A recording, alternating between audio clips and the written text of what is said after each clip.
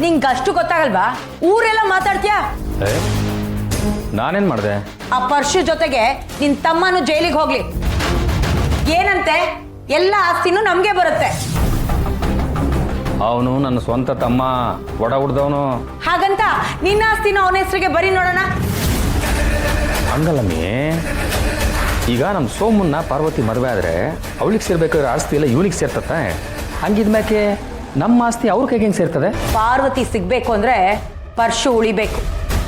ಅವನ್ನ ಶಿವ್ ಬಿಟ್ಟಾನ? ಶಿವು ಬಿಟ್ರು ಕಾನೂನು ಬಿಡುತ್ತಾ? ನೋಡು, ಅವನ ಜೊತೆ ಇದ್ದವನು ಇವನು ಜೈಲಿಗೆ ಹೋಗ್ತಾನಷ್ಟೇ. ನಿಂಗೆ ಬಾಯಿ ಮುಚ್ಕೊಂಡಿರೋದಕ್ಕಾಗಲ್ವಾ? ನೋಡಮ್ಮಿ, ಪುಕ್ಕ ತೆರೆದಿರೋ ಕೋಳಿಗೂ ಬಾಲ ಬಿಚ್ಚಿರೋ ಗುಳಿಗೂ ಅಜಗಜಾಂತರ ವ್ಯತ್ಯಾಸ ಐತೆ. ಇವನು ನನ್ನ ಸ್ವಂತ ತಮ್ಮ, ಇವನಿಗೆ ನಾನು ಮೋಸ ಮಾಡೋಕೆ ಹಾಕಿಲ್ಲ. ಹಾಗಂತ ಕಟ್ಕೊಂಡಿರೋ ಹೆಂಡತಿಗೆ ಅನ್ಯಾಯ ಮಾಡ್ತೀಯಾ? ನನಗೆ ಅನ್ಯಾಯ ಮಾಡಿ ನೀನು ಯಾವ ಸ್ವರ್ಗದಲ್ಲಿರ್ತೀಯ? ಅದು ಸ್ವರ್ಗ ಆದರೂ ನರ್ಕನೇ. ಈಗ ನರಕನೇ ತಾನೇ ನೀನು ತೋರಿಸ್ತಾ ಇದೀಯಾ? ನನ್ನ ಮಾತು ಕೇಳಮ್ಮೆ. ಬಾಯ್ ಮುಚ್ಕೊಂಡಿರೋ. ನಿನ್ನ ತಮ್ಮ ಏನಾದರೂ ಮಾಡ್ಕೊಂಡು ಹಾಳಾಗೋಗ್ಲಿ, ನನಗೆ ಆಸ್ತಿ ಬೇಕು ಅಷ್ಟೇ.